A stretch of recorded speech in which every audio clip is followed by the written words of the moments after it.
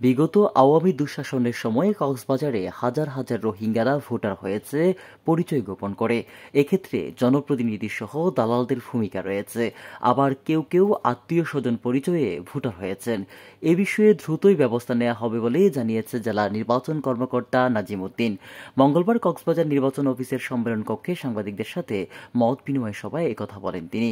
এ সময় জেলা নির্বাচন অফিসার নাজিম উদ্দিন সাংবাদিকদের বলেন, জেলার কোথাও রোহিঙ্গারা ভোটার হওয়ার সুযোগ পাবে না। নির্বাচন কমিশনের কঠিন ও বাস্তবমুখী অনলাইন প্রক্রিয়ায় প্রয়োজনীয় ডকুমেন্টস ছাড়া এখন কেউ আবেদন করতে পারবে না।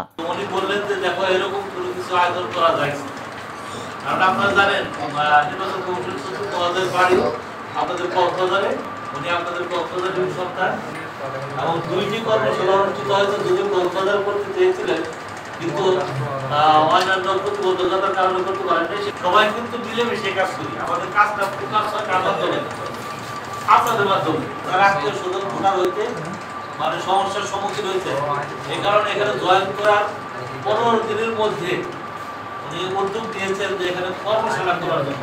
একটা করেছেন চট্টগ্রাম, আরেকটা করেছেন বান্দরবান। এই কর্মশালা শেষ করার পরে কত সালে এই দেশে রোহিঙ্গা আসছে আমি ঠিক বলতে পারবো না, আমার মনে হয় 80-র দশক থেকে বা তার পূর্ব থেকে গত 18 সালে ব্যাপক হারে প্রায় 10 লক্ষাধিক রোহিঙ্গা এই দেশে প্রবেশ করে 8,000 প্লাস রোহিঙ্গা অনুপ্রবেশ ঘটেছে।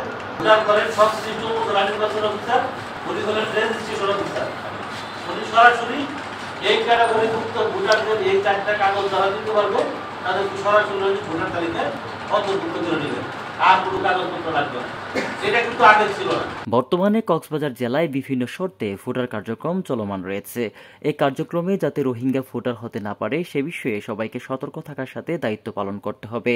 এ ব্যাপারে তিনি কক্সবাজারের কর্মরত সকল সাংবাদিকদের আন্তরিক সহযোগিতা কামনা করেন।